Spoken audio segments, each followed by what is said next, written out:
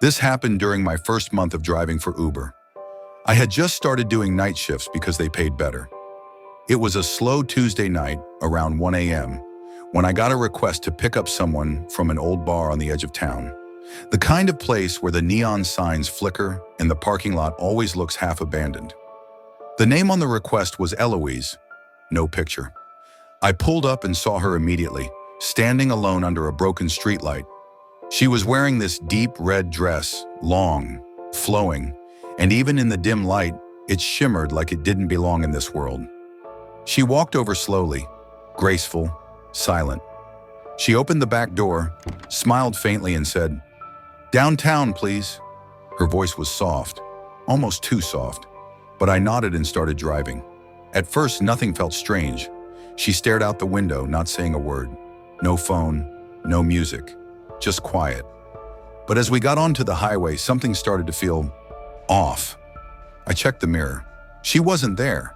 Like, not visible at all, but I could still hear her breathing. Not soft either. Heavy, ragged, like someone trying to hold in a scream. I thought maybe I was losing it, so I pulled off at the next gas station, turned on the lights and looked back. She was there, now staring directly at me. Her smile was gone. She whispered, "Do you believe in ghosts?" I forced a laugh, but my throat was dry. "Not really." She leaned forward just enough to say, "Then why are you driving one?" My blood went cold. I turned to face her, but the seat was empty, completely empty.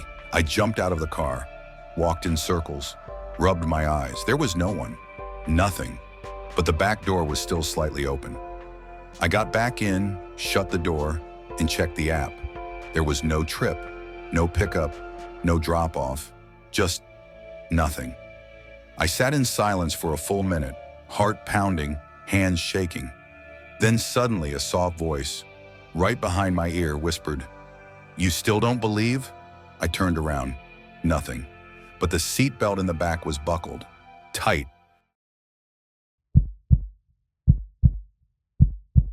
This happened about 2 years ago. I was working a late shift in a smaller city outside Chicago, just trying to rack up a few more rides before calling it a night. I got a ping around 12:45 a.m. Pickup location was a gas station. Name, Mark. Seemed normal. I pulled up and waited. A man got in, mid-40s, clean cut, glasses, business casual clothes. He looked ordinary, but something about the way he smiled made me uneasy. It was too wide, too perfect. "Good evening," he said. "Home, please." He didn't enter a drop-off location, so I asked, "Where's home?" He looked at me through the mirror and said, "You know where I live." I laughed nervously, assuming he was joking. "No, seriously, I need the address." But he didn't answer. He just looked out the window and said, "Let's go." "We don't want to be late." Something in his voice made me drive. I didn't know why, but I pulled out of the station and started heading down the main road. My brain was screaming to cancel the ride, but my hands just kept gripping the wheel. "Take the next left," he said. It led into a dark, wooded residential area I'd never driven before. Houses were far apart, few streetlights. He gave turn-by-turn directions without hesitation, like he knew the roads by heart. Then, we passed a street that made my stomach drop. It was my street. "You live around here?" I asked, trying to stay calm. He smiled again in the mirror. "No, you do." I laughed, more out of fear. "Okay, you're kind of freaking me out." He leaned forward now, his face close behind me. "I know your dog's name is Rex. He died last summer, right? Hit by a red pickup truck. Driver never stopped." I slammed the brakes and turned around.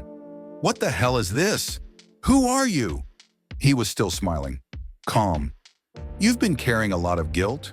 You blame yourself, but it wasn't your fault." My throat tightened. I hadn't told anyone that, not even my girlfriend.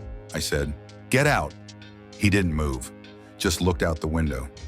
"You should slow down at that next light. There's a deer crossing in 30 seconds. If you don't stop, you'll die." I didn't move. He said it again. "Slow down, please." I kept driving, unsure what to believe, until I saw it. A massive deer, frozen in the road just ahead. I hit the brakes hard, just barely missed it. When I looked back in the rearview mirror, he was gone. Door never opened. No notification of the ride ending. Nothing. I checked my trip history. There was no mark. I went home that night, shaken, sat in silence for hours. 2 days later, I got a letter in the mail with no return address. Inside was a single piece of paper that read, "Sometimes they ride with us not to scare us, but to save us."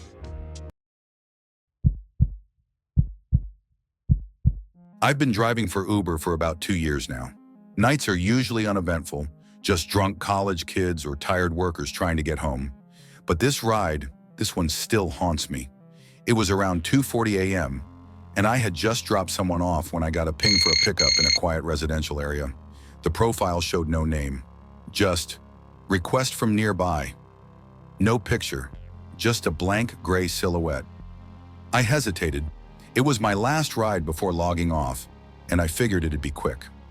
I drove to the pin, which led me to the end of a cul-de-sac. The houses were dark, everyone asleep, but one street lamp flickered near the corner. I waited. No one came out. Then suddenly I noticed someone walking slowly from the shadows, hood up, face down, long coat dragging. I couldn't see their features, but they moved with this stiffness, like their joints didn't quite work right. They got in the back without saying a word. "Hey there," I said, trying to keep it casual.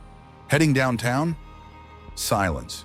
My phone's GPS updated, and the destination popped up automatically. I hadn't entered it. It was just one word: home. But there was no address. At that point, I was already creeped out, but I didn't want to cancel the ride and risk getting flagged. So I started driving in the direction of the city, hoping the passenger would eventually speak. A few minutes in, I caught a glimpse of them in the rearview mirror. They were staring directly at me, not blinking, not moving, just staring. I turned down the radio and tried again. "Everything all right back there?" Still nothing. The silence was unbearable, and the GPS wasn't guiding me anywhere. It just kept rerouting, glitching between streets. Then the phone died. Fully charged 1 second, dead the next. That's when I smelled it, like metal and dirt, old blood. I glanced at the mirror again, and this time, the back seat was empty. I slammed the brakes and turned around in my seat. Nothing. No one. Door still closed. Seatbelt untouched. But the imprint was still there on the seat, like someone had just been sitting. I turned the interior lights on. Still no one. I got out of the car, walked around it, even checked the trunk in panic. Empty. My heart was pounding. I jumped back into the car, locked the doors, and sped back toward a gas station I'd seen a few blocks earlier. Once I parked under the lights, I checked the trip history. That last ride, it wasn't listed, but I swear, when I looked in the back seat one last time, the seat was soaked with something dark and thick.